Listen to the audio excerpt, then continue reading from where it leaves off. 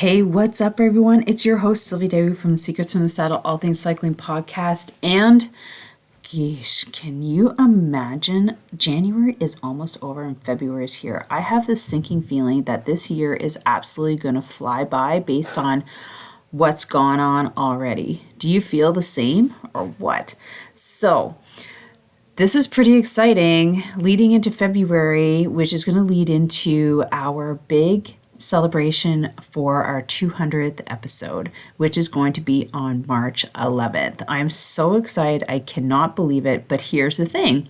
We have decided, or I have decided to, there's no we here actually, I have decided to giveaways every week. So we're going to be giving away a prize to a lucky listener on Friday. And what I've done is I've actually partnered with some of my guests that have been on the podcast who have either physical products or sell other wholesale products on their store. And we've collaborated and we're going to be doing a little exchange just to get more of you guys actually looking at them and just giving out some really cool cycling gear. So I hope you're super excited about that because I am. So here's the thing. This is how you can win. First, you need to stop and go to Apple Podcast and write a review. So that's number one. Number two, while you're there, leave a 5-star rating and then follow the podcast on social media on Instagram. But here's the thing.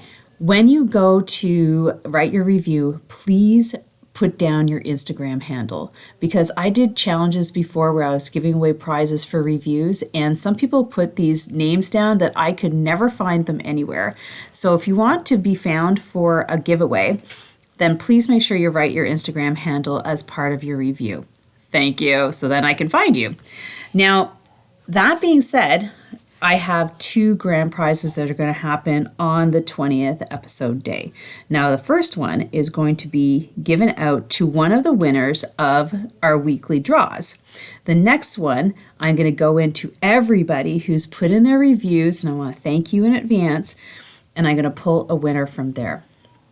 And so that's how it's going to work. So make sure you follow the podcast because I'm going to be talking about this a lot, and that's where I'm going to put all the posting for the winners. Next, remember, a review and rating. You have to have all 3 of those things done to be recognized for the draw. So with that, I hope you have an amazing day. And I just want to give you a little heads up. If you went in and got some of my free downloads before, I put a new cycling snacks PDF in there to try for some different things for your training and your riding. So with that, have an amazing day. You be amazing, and I'll see you in the podcast. Enjoy the next episode.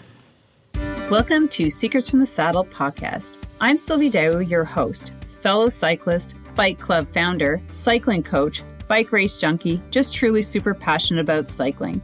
My journey with cycling started 20 years ago when I opened a spin studio, started a women's race team, and founded a women's only cycling club called Cycle Fit Chicks. I'm super thrilled to reveal all aspects that make the world of cycling operate. I'm so excited to be able to bring you interesting people from around the world, pro cyclists, recreational cyclists, coaches, event organizers, bike shop owners, everything and everyone you need to know or ever wondered about when it comes to cycling. I know you'll enjoy this episode.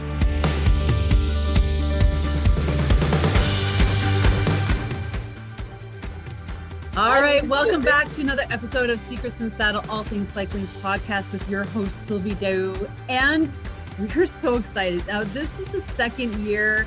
It's the winter of the podcast, and I have come across more women, and we're going to be doing more interviews of women who participated in the Tour de France Féminin in 1984 to 88. So that was when the Tour de France brought and allowed women to cycle and race at the same time, not the same time, but have their own race. And so what's so significant about that is that this year, the Tour de France has brought women back to race. So this year is going to be a super exciting year. And I'm so like, I'm going to say excited again, but I am really glad to have this lady, Nan Dearorff, just a second, I'm going to get it. Dearorff-McClain, Nan Dearorff-McClain, and she's sitting in the Netherlands right now. Now, her background, she was one of the women who raced in the Tour de France Féminin back in '84. And we're going to ask her about that. But she also has an amazing business in tiling. And it's not just tiling, like you say, like mosaicing. And we're going to get, and for me, it's one of the things that I really like to do as a pastime when I have time. But I am so excited. Thank you, Nan, for being a guest here. I can't wait to hear all about you. It's a pleasure to be here. Welcome. I know. So, so for our listeners, let's get into how you got into cycling back when you were a kid. Like, let's just go to the beginning, and then we're gonna talk all about also other things. Sure, Sylvie. Super to be here. Thanks for having me on your podcast. I've enjoyed listening to it for a while. And my introduction to bike racing happened in Colorado. I lived in Littleton, Colorado, and which is about an hour away from Boulder, close to Denver.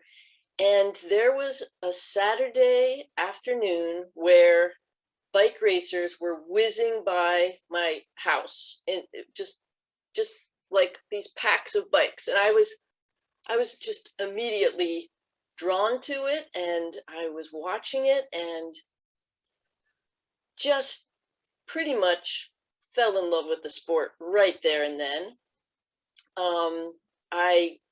I thought it was just so amazing, like the machinery, the bicycles themselves were just amazing and lightweight, and there were, you know, all these men with shaved legs and lots of that would draw attention, right? Yeah.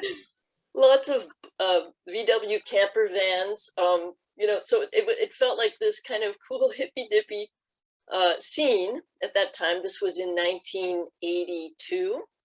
So how old were you at that time? I was 18. Oh, okay, 18. In 1982, I'm like, yeah.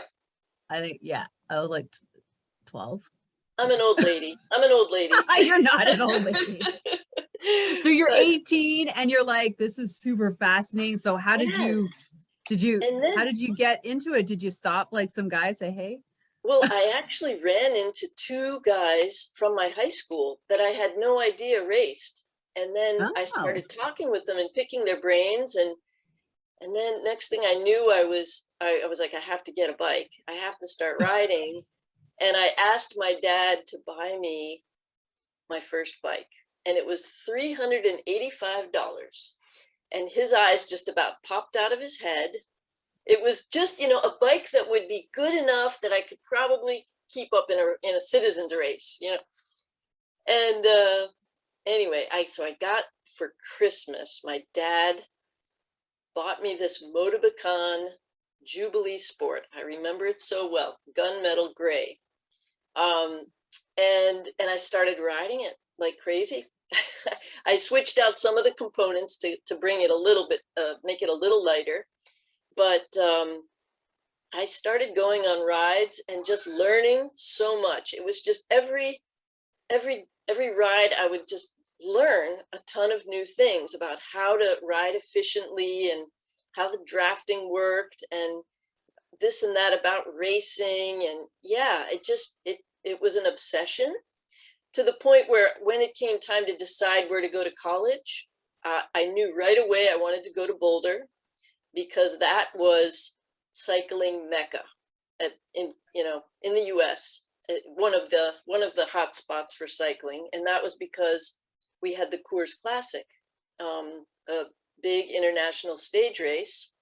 It started as the Red Zinger Bicycle Classic, and it was my dream to someday get to ride in that. Now, was there other women out there riding at the same time as you? Sure. Yes. Okay. It was mainly when I moved to Boulder to start school that I started meeting. I think on my first ride, I spotted Connie Carpenter, and I was just like, I am in the right place. This is where I am meant to be. Like, I just saw Connie Carpenter out on a ride. So like, hey, Connie.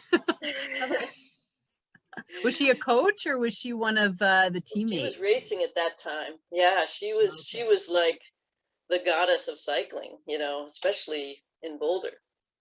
But yeah, internationally, she was racing. I think mainly in America. I don't know if she raced much in Europe, but yeah, I only got to race with Connie for, I think, a year or two before she retired. So what happened like within university? Did they have a university team, and how did you move through that to get to Europe? Like, and you race for the US? We didn't have a university team at that time. There were just lots of local teams. Some of them participated in the Coors Classic, and I managed to get on a team, got equipment, sponsorship. Actually, it wasn't until my second year that I actually was getting like a bike and free jerseys and gear like that I needed. But yeah, just started. I got a license, started racing, and did very well locally. So that was really encouraging. And I got to attend some training camps at the Olympic Training Center, which also was really a great experience. Well, they called it the microbe exchange because everyone would get sick there, but I managed to survive. Nothing like right now, right? Right. No, nothing that the microbe exchange. That's hilarious. But yeah, so it was really I think, let's see, I raced about 8 years, and it was in 1986 that I started to get invited to some bigger events like the Orida Women's Challenge and the Coors Classic, and Tour of Texas was the big spring national prestige race that we all tried to go to. Let's see, then the trip to the Tour de France I was just kind of like in the right place at the right time, because I was kind of in the best races, in the most the elite prestigious races, I was a bit of pack filler. I never really was. I think I was on the podium once. I was kind of the worst of the best. Come on. Well, I did very well locally. I did, with all the mountainous stage races and stuff, I did quite well. But then, in the international arena, it's a big jump. Yeah, it's a different ball game there, exactly. Right? Like, exactly. You're just like, when you start looking around, start riding, you're like, I'm with the big girls now. oh, I'll never forget my first Coors Classic, my first race in the Coors Classic. I was punched by Jeannie Longo. What do you mean punched? Like elbowed? Yeah, like she smacked me because she wanted to get around me.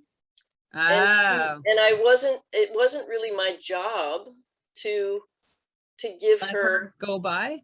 yeah, I just kept riding. You know, it's her job to get around, Like to get she where she decided to needs to move you. go. And because I didn't go out of my way to let her by, when she did get by, I got a smack on the arm. So that was like, oh, okay, this is international racing. This is quite intense. Yeah, aggressive, I would say. You'd be Well, like, that particular rider, yeah, yeah. go find another route, honey, because I'm not moving. Yeah. Like, oh, it's gonna be like this, eh? Yeah. I would later get to be her teammate in another composite race because her French team was not interested in working for her. Oh, So I wonder why. yeah. But Personality that must have. yeah, that was an interesting. That was in the Tour of Texas actually, and that was a quite an interesting experience.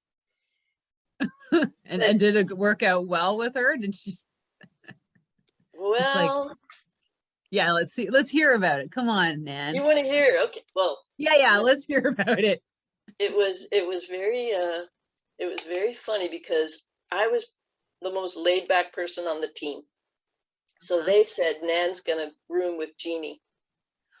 Oh. And oh fuck. I'll tell you what, I show up in the hotel room. Jeannie is already there. She's stretched out on this. We have one king size bed, and she's stretched out on that bed. And she said, as I walk in, she says, "Hello, I've ordered you a cot."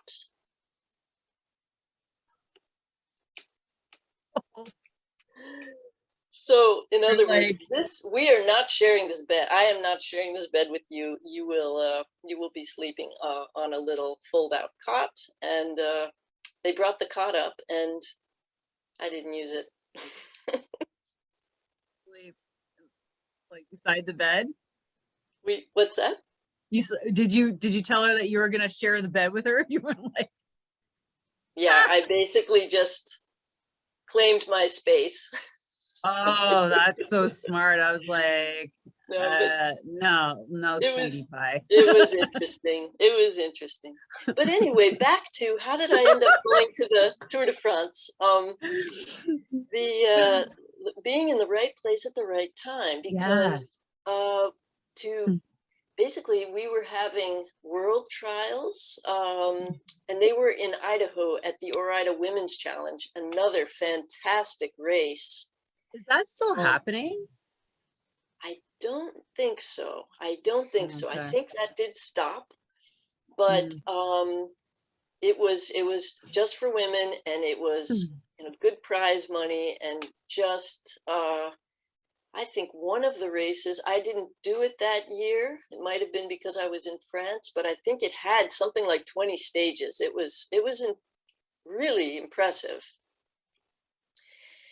But so that was going to be where the world team was going to be chosen, and I was a world team doubtful, and I happened to be on the winning Peugeot team, which had been sending through Mike Frazee. It was Mike Frazee's team, and he sent. I know Mike Frazee.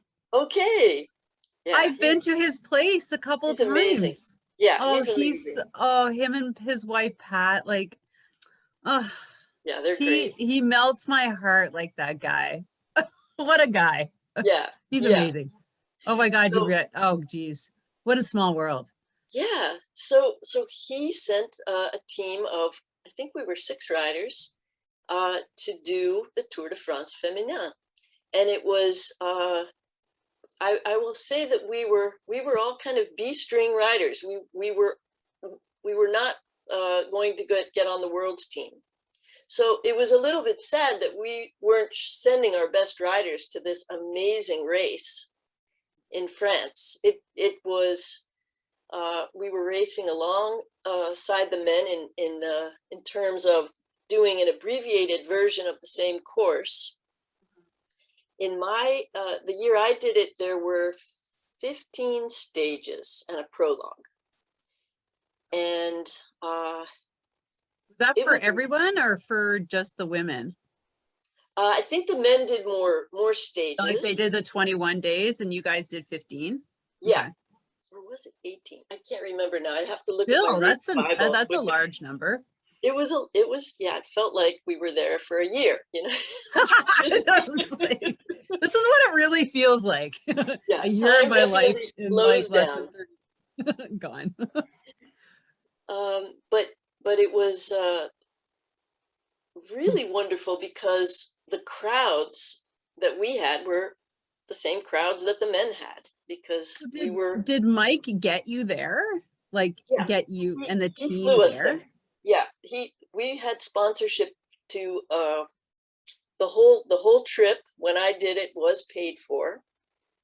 Unlike poor Marianne Martin, who went into debt to do the Tour de France and win the Tour de France, at least we were sponsored and didn't have to incur any expenses. Did you have to qualify to get there as well? Like through that other, so that world's that qualifier you were talking about was just to pick the team for the US, right? Or yeah, that was to pick the US team for the World Championships. But Mike got you guys in. Right. Oh. He had some kind He's of got connection. I mean, he's been yeah. around along like internationally. Right. I'm gonna phone him up and go say, hey, I've talked to Nan. We need to get you on this podcast. I would ask him, but I know he's so busy. But okay, so he got you guys there. So it was just 1 year that you guys raced? I only did it 1 year, but I believe that Mike Frazee was sending a team, if I'm not mistaken, that he sent a team every year. There were 5 of them, 5 years in a row that it ran. And cool. I think the last year, the year that Inga did it, they were sending the top Americans. So that was wonderful that they actually, those America's best riders got to experience the Tour de France. Because I tell you, I came back to the US. Tell me about your experience first before coming back. Oh, okay. Like how did that work? Like how were you did you have your hotels and like was it all like very fancy as it is now, or I don't think it was. I wouldn't call it super fancy. Some of the places we stayed were not super fancy. Like we got a bed, that's good. Yeah, exactly. Shower maybe. Right. Yeah, they I'm sure because the men's race was going at the same time, that in some of these towns it was hard to find enough lodging for. We had a field of I think 85 riders. Oh wow! Like for women, race, just for the women's wow, race. Yeah, that's so pretty big. it was really good.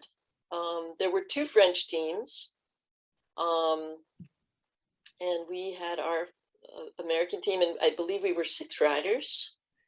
Do you still feel like some of those race adrenalines like that you felt when you race that specific race?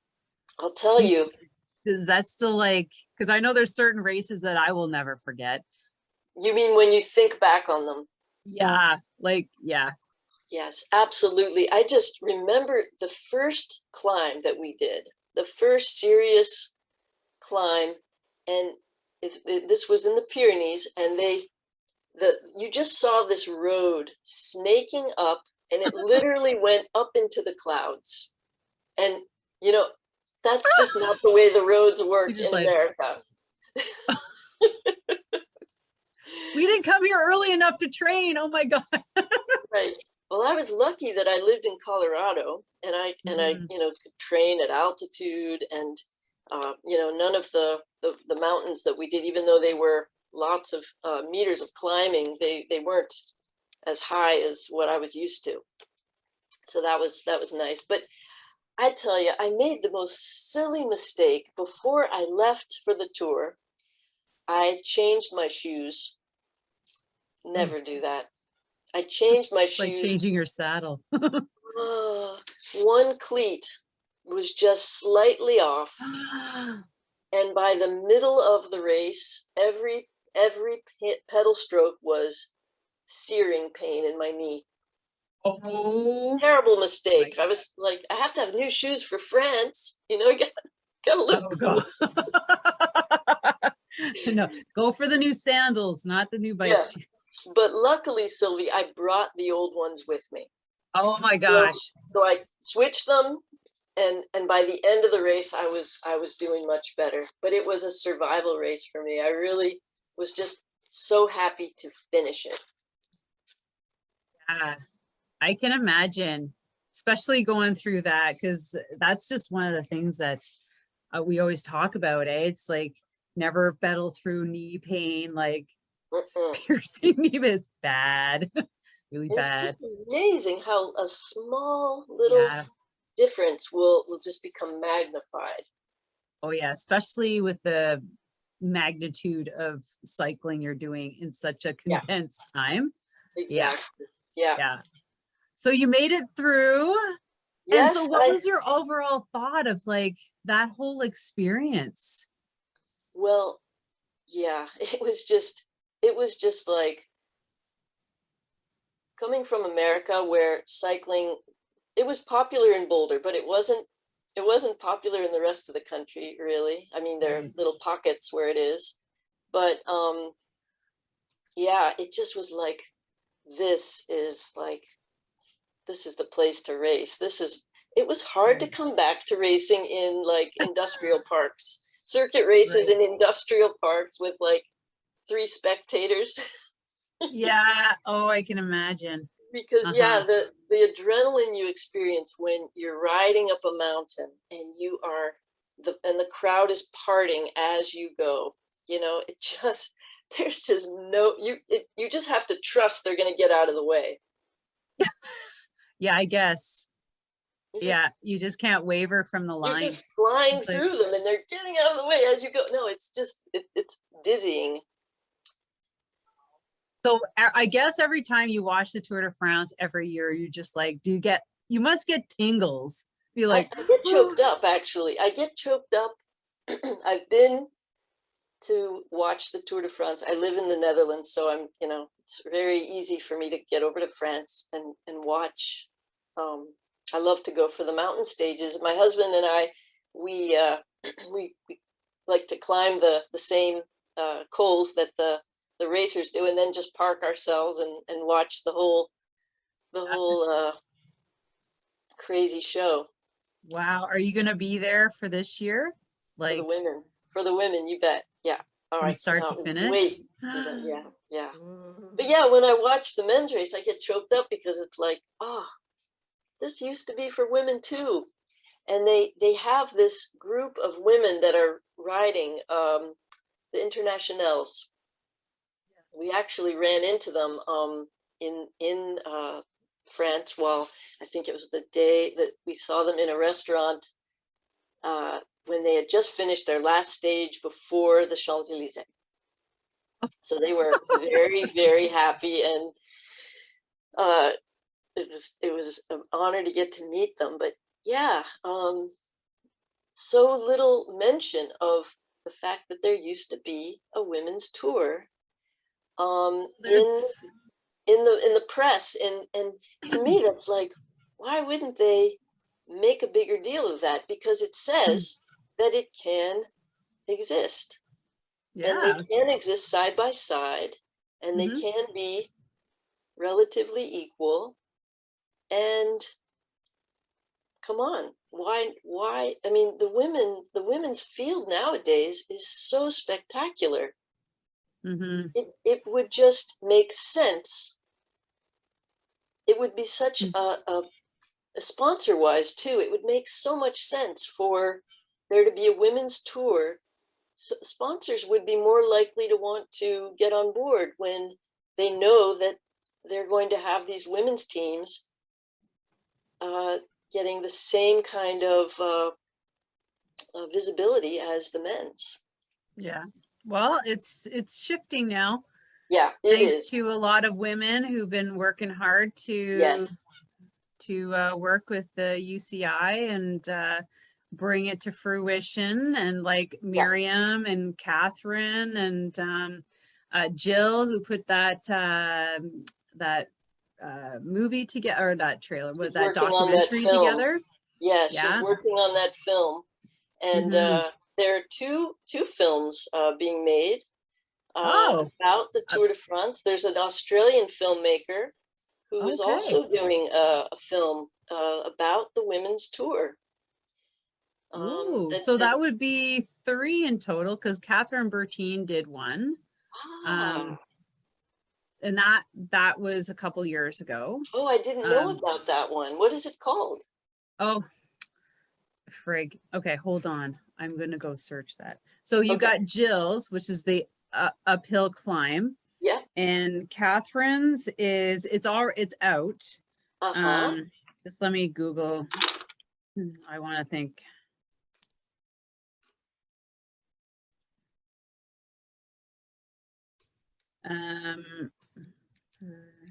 Beer.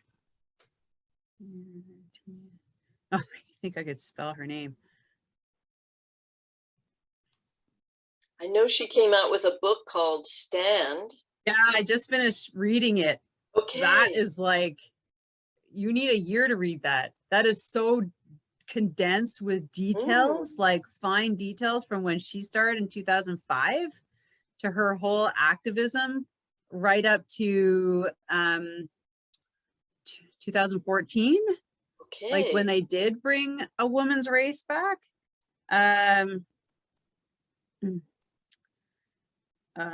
What is it? Hold on here.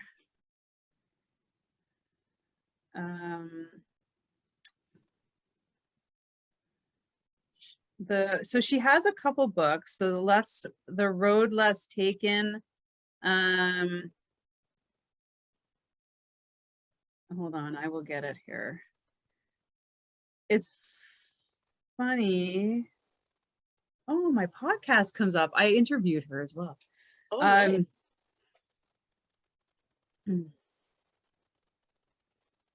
Hold on. Half the Road. Half the Road. Yeah, the passion, pitfalls, and power of women's professional cycling. Okay. So she, that was released 2014. Okay, nice. So you have to Google where you can find it. I think you have to pay like $14 to see it. So she interviewed a lot of the, the pro cyclists, and yeah, I haven't seen it. It's one of those things that I want to, I just have to find where I can buy it and then go watch it. But yeah, so she has one, Jill has one, we'll have one. This other person's out. That'll be exciting. Bring all those out next year, this year, to showcase them. So how did you move in from, like, your career in cycling was around 8 years, you mentioned? Yes. So what did you end up doing after, and how did it lead you to what you're doing now with the tiles? Like, it's such a crazy adventure. Really? Well, I became very interested in natural health, and first specifically massage therapy, because I was receiving so much massage and feeling the benefit of it. Yeah. And one of the people that worked on me during my cycling years also was a business major at CU Boulder, which is what I also studied. I did marketing there. Okay. And I didn't really want to be in marketing. I was just like, I gotta have a major. And I wanted to be somewhat practical, but my dad was in business. I'll study marketing like he did. That'll make him real proud. That's very good. Very good, Nan. Now what I really want to do. Yeah, exactly. So then I decided to go to massage school in Denver.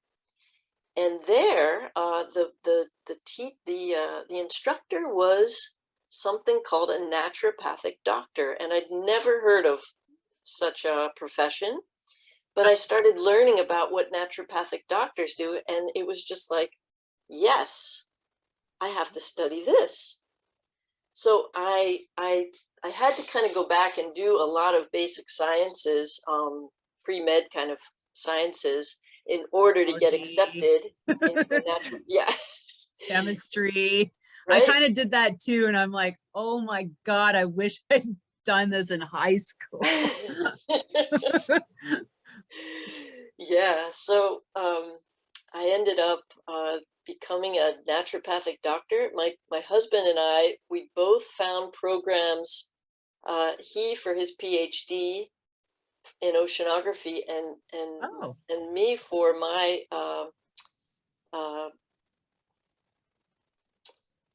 naturopathic medicine in Seattle. And so that just worked out super lucky. And then after we finished, we headed to Peru for a couple of years, where my husband had a postdoc, and we had our first child there. And so your husband, was he a cyclist as well? Yes, he was. He was not. We met through cycling. However, he went from category 4 to category 2 in one season, in like one half of the season. So he went very quickly to having to compete with all those people that were, well, Olympic caliber men. So that didn't go so well. He decided, okay, I'm not going to be a pro bike racer. I'm going to go get into academia. So he ended up going to graduate school in Miami. And that's actually where we ended up after the postdoc. Michael got a position at Florida International University, and we lived there for 9 years before moving to the Netherlands. And there we did not ride bikes, because Miami is the scary, dangerous place to ride a bike. Everyone I know who rides bikes there either has a story or has had a bad accident, you know, like, or especially on that side of Florida. I find Tampa way more bike friendly. Probably. My sister's on that side. Okay. And when we traveled to the other side, it's like bike paths and everybody's like running. And I'm like, did I just pass through a time warp here in Florida? You're just like, what the hell happened over here? Okay. Redneck one side. Yeah, like, well, Miami is just like, if you ride a bike, it's on the sidewalk, because you're going to end up getting hurt. So the road bikes got a bit rusty in that Miami humidity. And then when we moved here, we live now in Delft, the Netherlands, and it is cycling paradise. Yeah, what brought you to the Netherlands? Michael's work, actually. He works for a water institute here in Delft. And yeah, we moved here, and we thought we would, you know, need to buy a car, and we didn't. We ended up like not having a car for like 12 years. We recently bought one because I need it for my Mosaic projects. Yeah. But yeah, here you can just live with a bicycle. If you work locally, it makes it super convenient. Yeah, it's just a fantastic lifestyle. If you love cycling, the Netherlands, you have to visit it sometime, because it's just, the infrastructure is phenomenal. How did you get into, can you still see me? Yeah. Okay. So how did you get into the ceramics? Well, that's a good question. My mom, who is an artist, handed me a book one day about mosaic art, and I just devoured it. I just thought, this looks like something I could do. This looks like like fun. It looks like fun. Yeah, it's harder than it looks. Oh yeah. When you look at these books, it takes more time than it looks. Yeah, and it takes a lot of time, indeed. But yeah, on my street there was this really yucky, graffitied, boarded up window, And I just mentioned to one of my neighbors, wouldn't it be nice to make a nice big mosaic there? It's like 12 square meters of space. And it was an eyesore. And my neighbor was just like, oh, we can make this happen. Would you want to make a mosaic there? I was like, I think it would be really fun to make one as a community project because Yeah, you're it's like, a big space. Yeah, yeah. exactly. And Delft is already such a beautiful city. So I was a little nervous about putting my signature on it somehow. Right away.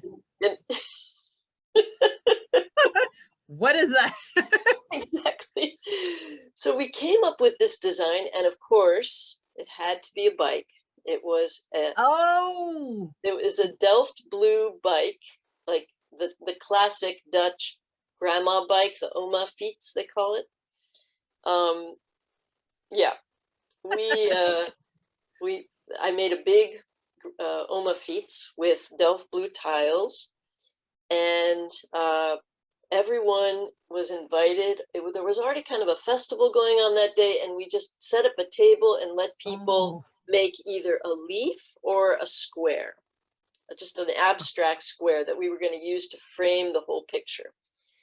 And so that they get like a little square to make their tiles on, then you were going to, exactly. Oh, that's a good idea. So they worked on a piece of mesh, and then their pieces would then be, we would arrange them so that we could make something that looked really nice. And they didn't have to work on the wall. It would be hard to get enough people there working on the wall.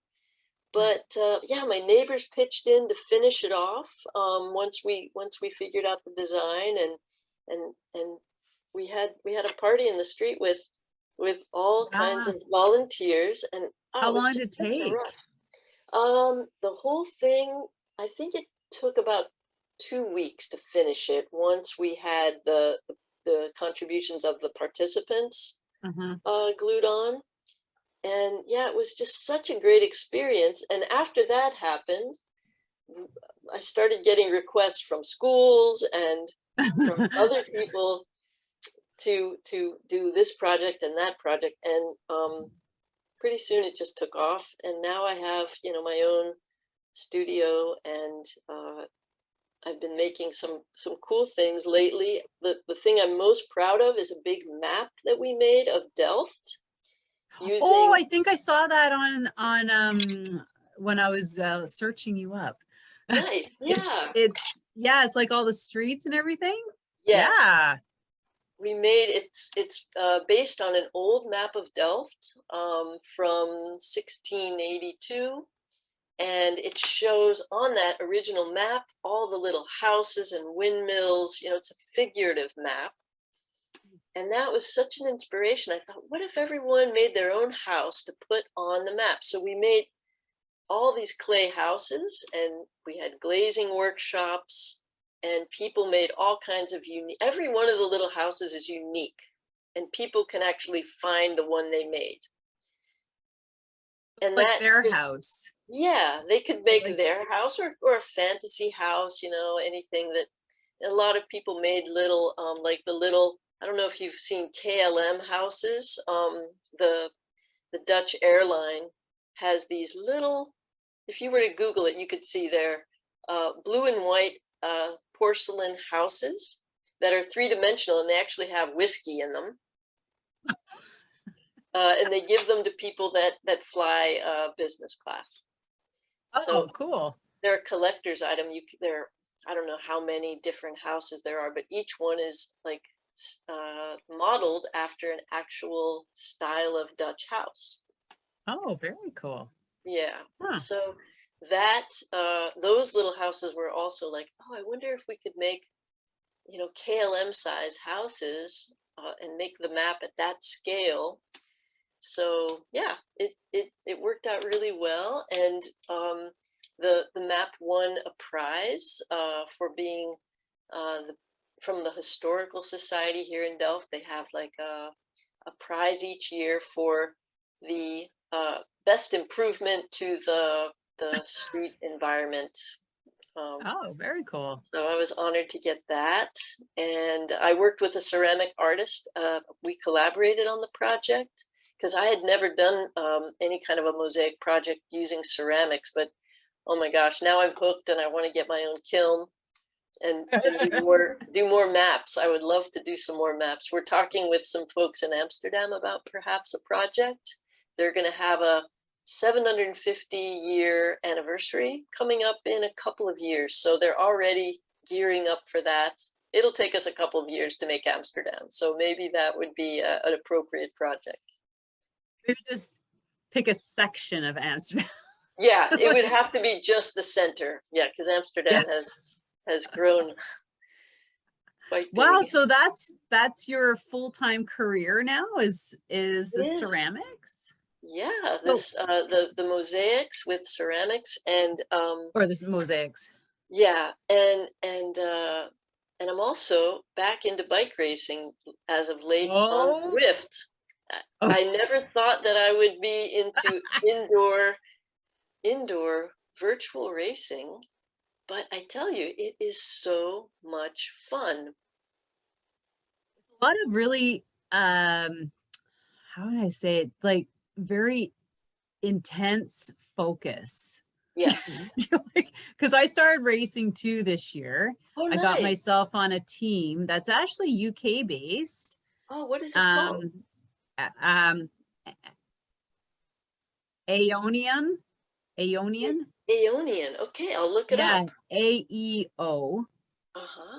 NIAN. Aeonian. Okay. So yeah, so my girlfriend who I used to race with like 20 years ago, she's in Seattle, Washington, and I was watching her and I'm like, what's she doing over there? And then she's like racing. I'm like, what's all this racing? So I started asking her and she's on this team. So she referred me to the team. And we did our first team race last Saturday, which, yeah, so, so it's just like, so I wasn't with my teammates at all. So it was one of those, I was just like, bye. It takes at the finish line. It takes some time to get control of your avatar. Don't give up. It gets easier. I can attest to that. I had the same experience. It was like really intense. And I started doing team time trial with this group there. The team is called Crush Pod. And yeah, I thought it. Yeah, one of the women that started it won the Ironman back in the 80s, like one of the first Ironman triathlons, the one that I think that was held in Hawaii. Anyway, she won it one year. Now she's in her early 60s and just an amazing athlete. Yeah. and she put together this team along with this really awesome Swedish racer. And yeah, we have been growing as a team, and it's so fun because you get all that same rush and adrenaline and intense workout, and you do it in this great community, and you can't crash, which I know really was what finally was my deal breaker with cycling, because I ended up taking a couple of really bad spills, and I just became a little, I have to say, I became a little ambivalent about it because it just didn't seem worth the risk. Kind of like trying to get back up on the horse again. It's exactly. Like, yeah, exactly. I know. Yep. Like so I've raced for 8 years. So and I'm always like, and some of the ladies are like, so what's the difference between online and on the road? I go, everything. Yeah. I go, besides the intensity, you cannot race like that online or you'll never make it around the corner. Right, right. It's like you can't bike over people and through people and things like that. And like you have to really think about where you want to put yourself in the group, watch the wheels, like all these things. And I'm like, it is like worlds apart. But I am really grateful to have that experience to bring in. Now I just need those little tips and tricks, like being the first to sign in and get my spot at the front. There you go. That's a little so I was at the back and I'm like, that's the worst place to be. Because I know that when I race, I'm like, come on, let's go to the front. No. I'm like, starts are always so fast. Yeah. The starts are always really fast. You just, you know that it's going to eventually let up, but it's just crazy. Yeah, right. I'm like, what do you mean there's no lead out? Like, we're not going to warm ourselves up? And that was a bit of an eye opener. I'm like, okay, we got to be like zone 5 the second the gun goes. And like, and she's like, yeah, it'll let up in 15 minutes. I'm like, it's like 45 and I'm still going at full tilt. I'm like, I don't know about this. So I'm kind of glad I have all that background, because now I'm just putting into play. Now I got to figure out the drafting. It'll help. Yeah, it'll help. You'll get the hang of it pretty quickly. But it is so much fun, and you should try some team time trials. Those are really nice. I think it's Thursday nights, and I'm busy Thursday nights. Oh, are you? Okay. Some of the other events have team time trials. I think the Tour of Flamme Rouge, which is coming up, it does have a team time trial as part of it. And ZRL, that's Tuesday nights. Zwift Racing doing that. Yeah, that one has some team time trials too.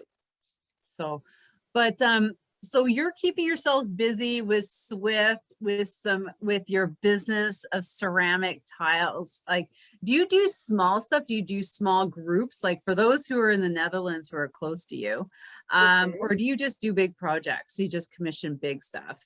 So mainly, I do long projects, big long projects with community, with helpers, and it's wonderful because there is grant money in the Netherlands for that kind of project.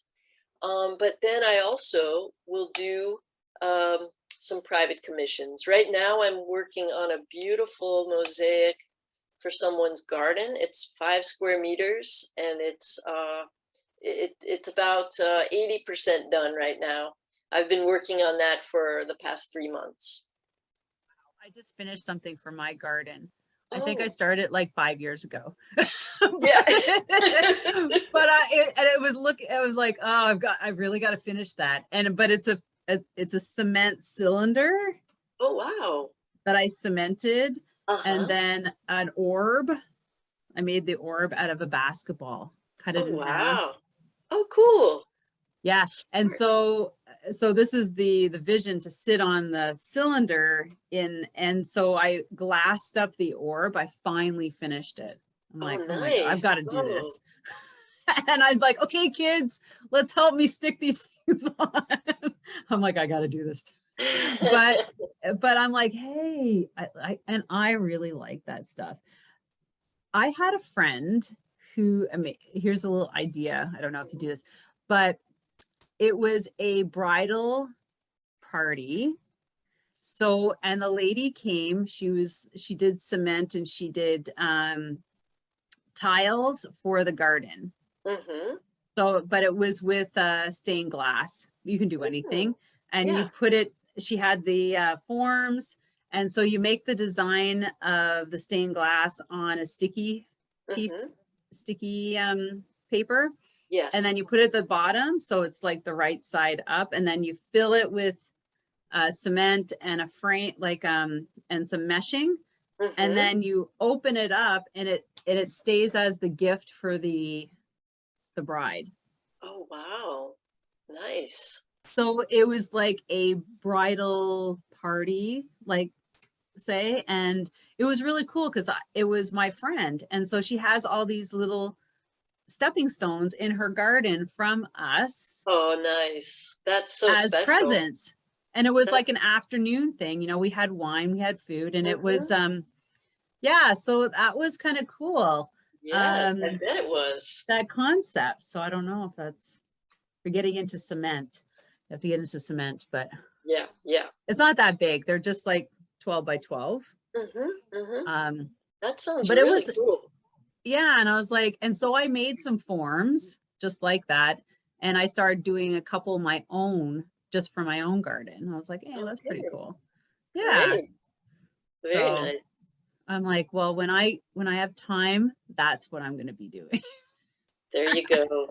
There you go. Or maybe I'll fall into something like you, but it's so meditative. That's what I love about the mosaics is you just kind of go into a zone, and it's really relaxing. If you don't, it can, if you go too long, you can overdo it. But if you keep it, like no more than like maybe 4 hours a day with some nice breaks in between, then it stays fun and doesn't feel like yeah. I know I started collecting all this stuff for my husband's like, yeah. Okay, you got to start doing something with these. I'm like, yeah. I'm like, wouldn't it be great if we mosaic the side of the house, like where it's all cement and then this other but I know, like you, it's like, it takes a lot of time. Little pieces. It does. Yeah. Yeah. I'm like, my husband's like, sure, Sylvie. I'm like, don't worry. I'll do that over the next 5 years. Yeah, it can be a long-term project. Yeah. So this is where can people find you if they want to check out your stuff? I have a website called smashingtiles.com. And where else can they find you? Are you on socials as well? Yeah, I'm Smashing Tiles is on Facebook and Instagram and Twitter. I don't tweet so much, but when I'm in the middle of a project, I will make some noise. Yeah, because it's easier. Yeah. So, oh my gosh. So this has been amazing, Nan. It's really interesting that, the cycling to what you're doing now. And of course, we're all going to be watching the Tour de Féminin. I think that's what it's called this year. Just get kickstarted and launching into the future of female cycling, because this is going to be exciting this year. It is. So it's super excited to talk to you as a past participant, and also having all of us cheer on, as well as our listeners out there. I'm sure everybody, because you're on a cycling podcast, I'm sure you're in tune that this is happening, coming down the pipe, and where everybody's ready for to get glued to our TVs in June. What's going on? The men to the women, and the critics will be coming out of the woodwork, I'm sure. So with that, thanks so much, Nan, for making this possible. It's been an absolute pleasure. Thank you, Sylvie. I've enjoyed it very much. Thanks for having me. Welcome. And thanks to our listeners again. Don't forget to subscribe and share this with someone who enjoys cycling, and we'll be watching the Tour de Femme this June. Take care, everybody. Bye.